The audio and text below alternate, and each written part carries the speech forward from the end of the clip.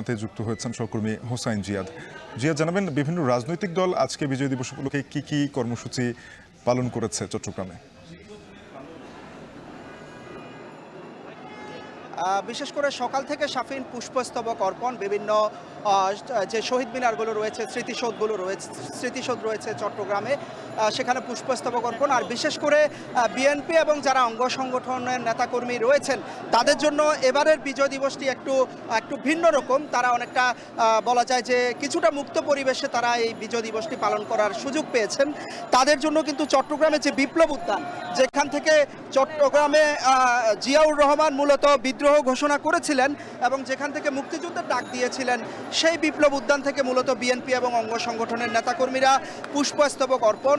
সেখানে সংক্ষিপ্ত সমাবেশ করেছে বিএনপি। আমির খসরু মাহমুদ চৌধুরী সেখানে নেতৃত্ব দিয়েছেন সমাবেশের। এর পরপরই র্যালিটা শুরু হয়। আপনি দেখছেন নিশ্চয়ই দেখছেন যে হাজার হাজার নেতাকর্মী মূলত এই মিছিলে অংশ নিয়েছে। বিভিন্ন শ্রেণী পেশার মানুষ আমরা দেখতে পাচ্ছি সেই র্যালিতে অংশ নিয়েছে, যেটি মুক্তিযুদ্ধের চেতনারই একটি অংশ।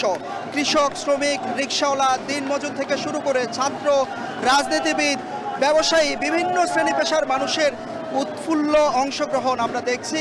ঢাক ঢোল বাদ্যের তালে দেশের পতাকা হাতে নিয়ে, লাল সবুজের পতাকা উড়িয়ে, কেউ বা ব্যানার প্লেকার্ড মাথায় বেঁধে, এবং কেউ লাল সবুজের পোশাক পরেছেন কেউ এবং নেচে গিয়ে নিশ্চয়ই দেখতে পাচ্ছেন ঢাকঢোল বাদ্যের তাল নিয়ে তারা আসলে নগরীর যে প্রধান সড়ক, মূলত ১৬ শহর ২ নম্বর গেট থেকে শুরু করে ১৬ শহর ২ নম্বর গেট,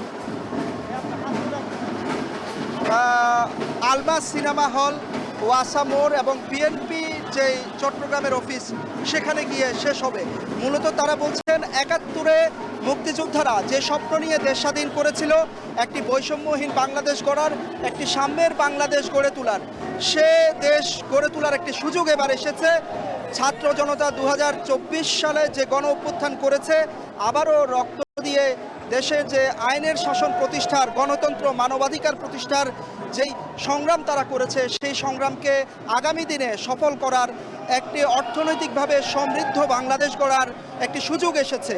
সে সুযোগ তারা নিতে চান এবং তারা যেটি বলছিলেন যে এই মুহূর্তে আগামীর বাংলাদেশে কোনো স্বৈরাচার বা কোনো ফ্যাসিস্ট সরকারের আর জায়গা এখানে হবে না। তারা একটি বৈষম্যহীন বাংলাদেশ করবেন, গণতান্ত্রিক জবাবদিহিমূলক একটি রাষ্ট্র গঠন করবেন এবং আগামীতে সুষ্ঠু একটি নির্বাচন তারা চান। সহকর্মী হোসাইন জিয়াদ যুক্ত হয়েছিলেন চট্টগ্রাম।